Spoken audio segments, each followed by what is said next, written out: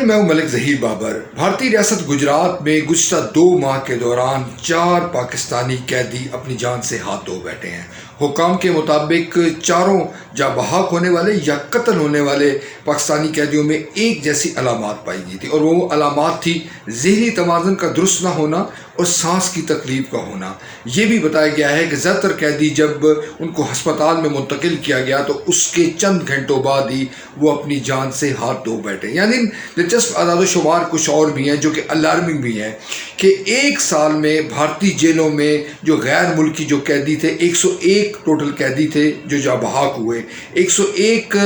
غیر ملکی قیدی بھارتی جیلوں میں جاں بحق ہوئے، ان میں پاکستانیوں کی تعداد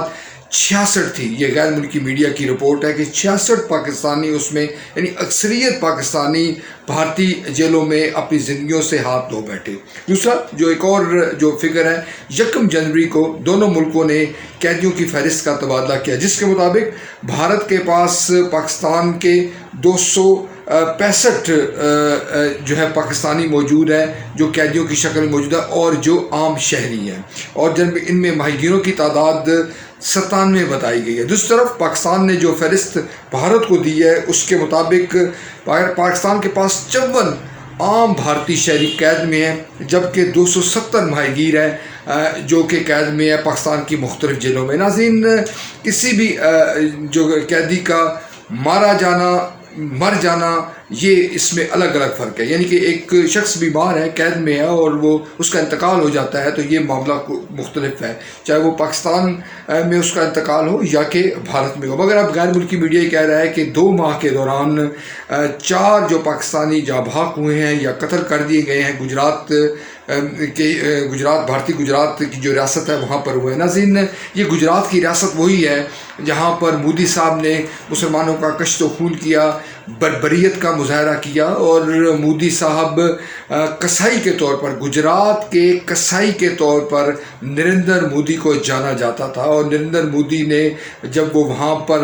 بطور وزیر اعلیٰ موجود تھے تو اس وقت جو قتل عام کیا تھا نہتے مسلمانوں کا، وہ منظم انداز میں کیا گیا تھا۔ اور یہ رپورٹس، اس میں خود جو بھارت کی غیر جانبدار تحقیقاتی رپورٹس ہیں، بھارت کے جو غیر جانبدار میڈیا ہے وہ بھی یہ بتا چکا ہے، اور جو بین الاقوامی جو میڈیا ہے، جو غیر ملکی میڈیا ہے، اس کی بھی یہ رپورٹس ہے کہ منظم انداز میں نریندر مودی نے مسلمانوں کا قتل عام کیا تھا۔ ناظرین، پاکستان اور بھارت کے جو تعلقات میں جو تناؤ ہے، جو کشیدگی ہے، اس کا خاتمہ ہر وہ باشعور شخص چاہتا ہے جو کہ جنگ کی تباہی سے، جو کہ 2 ایٹمی قوتوں کے تصادم کے نتیجے میں آنے والی بربادی سے آگاہ ہے۔ مگر سوال یہ ہے کہ یہ کیسے ہو؟ ایک طرف جنونیت ہے، انتہا پسندی ہے، ہندو انتہا پسندی ہے جو کہ مسلمان کو، پاکستان کو، اسلام کی دشمن ہے۔ غرض اب تو معاملہ اس سے بھی بڑھ چکا ہے، اور وہاں پر جیسے پہلے بھی ذکر کیا جا چکا ہے کہ سکھوں کے ساتھ زیادتی ہو رہی ہے، عیسائیوں کے ساتھ زیادتی ہو رہی ہے۔ غرض جو نچلی ذات کے جو ہندو ہیں ان کے ساتھ بھی بھارت میں ظلم و زیادتی کا بازار گرم ہے۔ ناظرین، بین الاقوامی جو میڈیا ہے اس پہ رپورٹس یہ آتی رہتی ہیں، اور مقبوضہ کشمیر میں جو کچھ ہو رہا ہے اس پر بھی جو غیر جانبدار میڈیا ہے وہ اظہار خیال کرتا ہے۔ انسانی حقوق کی تنظیمیں وہ احتجاج کر رہی ہیں اور بھارت کی توجہ اس جانب مبذول کروا رہی ہیں۔ بھارت کے جو تھنک ٹینکس ہیں، بھارت کے جو فکر و نظر کے حامل جو شخصیات ہیں، ان کو یہ بتایا جا رہا ہے کہ بھارت کا سیکولر تشخص مجروح ہو چکا ہے، مگر اس کے ساتھ ساتھ اب بھارت کی جو سلامتی کے حوالے سے بھی درپیش خطرات ہیں۔ نریندر مودی نے بھارت کو ایک ایسی نہج پر لا کھڑا کیا ہے جس کے آگے تباہی ہے، بربادی ہے، اور جو بھارت میں جو اقلیتیں ہیں، بھارت میں جو انسانی حقوق کی خلاف ورزی ہے وہ مسلسل ہو رہی ہے۔ ناظرین، پاکستان ایک حد تک اپنا احتجاج ریکارڈ کروا سکتا ہے۔ پاکستان عالمی فورم پر یہ معاملہ بار بار اٹھا رہا ہے کہ بھارت میں سب اچھا نہیں ہے، اور مگر جو بین الاقوامی برادری ہے وہ افسوس کے ساتھ کہنا پڑتا ہے کہ اس کے جو معاشی مفادات ہیں وہ اس کے انسانی حقوق کے جو فرائض ہیں اس سے بڑھ کر ہیں۔ بھارت کو ایک بڑی منڈی کے طور پر دیکھا دیکھا جاتا ہے، اور تمام جو ممالک ہیں بشمول امریکہ، بشمول کینیڈا، برطانیہ، دیگر تمام ممالک سمجھتے ہیں کہ بھارت کے ساتھ ان کے جو تعلقات ہیں، بہتر تعلقات ہیں، وہ معاشی مفادات کی تکمیل میں معاون ثابت ہوں گے۔ ناظرین، یہاں افسوس کے ساتھ کہنا پڑتا ہے کہ جو غیر مسلم ممالک ہیں وہ تو ان کا کردار اپنی جگہ، مگر جو مسلم ممالک ہیں اور جو ہمارے لیے معتبر ہیں، جب ہم عالم اسلام کی بات کرتے ہیں، جب ہم مسلم دنیا کی بات کرتے ہیں، تو وہ مسلم ممالک جن کا یہ کام تھا کہ مقبوضہ کشمیر میں جاری ظلم و بربریت کے حوالے سے بھارت کے ساتھ احتجاج ریکارڈ کروایا جاتا، بھارت پر دباؤ بڑھایا جاتا، اس سے قطع نظر تمام جو ممالک ہیں، بالخصوص جو OIC کا پلیٹ فارم ہے، اس کو استعمال نہیں کیا جا رہا۔ ناظرین، شاہ محمود قریشی صاحب نے سعودی عرب پر یہ اعتراض اٹھایا تھا، اور سعودی عرب نے اس پر ناگواری کا اظہار کیا تھا کہ کیوں ایسی بات کی گئی کہ OIC میں سعودی عرب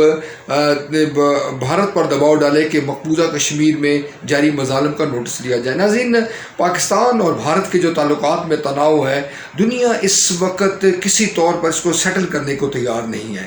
کچھ لوگ یہ کہتے ہیں، جو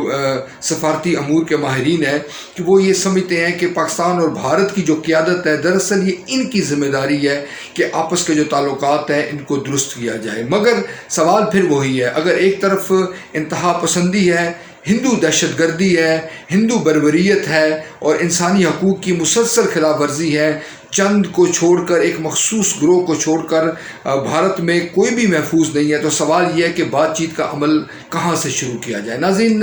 پاکستان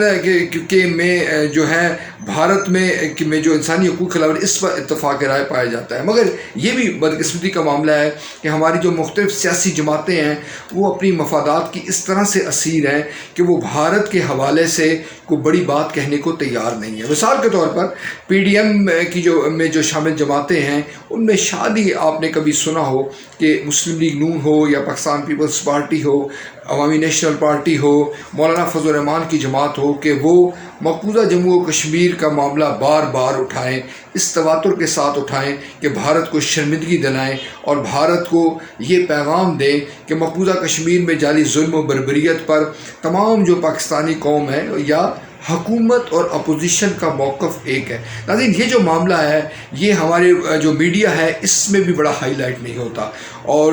یہ تاثر دینے کی کوشش کی جاتی ہے کہ شاید بھارت کے جو مظالم ہیں مقبوضہ کشمیر میں، یا وہاں پر جو قید پاکستانی ہیں ان پر اٹھانے سے دونوں ملکوں کے تعلقات میں مزید تناؤ پیدا ہوگا۔ لیکن یہ جو دنیا ہے اس وقت، جس عصر میں ہم رہ رہے ہیں، جس دور میں ہم رہ رہے ہیں، یہ اوپینین میکر کا دور ہے، اور میڈیا تعلقات بناتا بھی ہے، بگاڑتا بھی ہے، امیج خراب بھی کرتا ہے، امیج کو درست بھی کرتا ہے۔ سوال یہ ہے کہ اگر بھارت کا اصل چہرہ بے نقاب کیا جائے گا تو یقیناً مودی سرکار پر دباؤ بڑھے گا، اور مودی سرکار اپنی اس انتہا پسندانہ پالیوں سے کسی نہ کسی حد تک تائب ہوگی جو اس وقت تک جاری و ساری ہے۔ مگر اگر مسلم ممالک ہو جائے، اگر جو دیگر جو بین الاقوامی برادری ہو جائے، اقوام متحدہ ہو جائے، جب وہ مودی کے مظالم سے، مودی کی سنگدلی سے، مودی سرکار کی سنگدلی سے، BJP کی انتہا پسندانہ پالیسیوں سے صرف نظر کرے گی، تو یقیناً انتہا پسند ہندوؤں کو، دہشت گرد ہندوؤں کو یہ موقع ملے گا کہ وہ مظلوموں کو، چاہے وہ مسلمان ہو، چاہے وہ عیسائی ہو، چاہے وہ ان کا تعلق کسی بھی دوسرے مذہب سے ہو، ان کا استحصال کرے، ان پر ظلم و زیادتی کرے۔ ناظرین، گجرات میں پاکستانیوں کی جو ہلاکت ہے، پاکستانی جو قتل کا معاملہ ہے، اس کو اٹھانے کی ضرورت ہے۔ امید کرنی چاہیے کہ حکومت اس کو اٹھائے گی، ہماری سیاسی جماعتیں اس کو اٹھائیں گی، ہمارا جو دانشور طبقہ ہے وہ اٹھائے گا، ہمارا جو قومی میڈیا ہے، الیکٹرانک میڈیا ہے، پرنٹ میڈیا ہے، وہ اس معاملے کو اٹھائے گا کہ یہ کیوں ہو رہا ہے اور یہ کیا پیغام دیا جا رہا ہے، کیا یہ تاثر دینے کی کوشش کی جا رہی ہے کہ جو بھی سرحد پار کرے گا، چاہے وہ بے گناہ بھی ہو، چاہے وہ غلطی سے سرحد پار کر گیا ہو، اس کی جو زندہ واپس نہیں آئے گا، وہ ہوش و حواس میں واپس نہیں آئے گا، بلکہ اس کی ڈیڈ باڈی آئے گی، یا وہ اس طرح سے آئے گا کہ وہ ذہنی طور پر مفلوج ہو گیا ہوگا۔ یہ ایک بڑا سوال ہے، اس کا جواب تلاش کرنے کی ضرورت ہے۔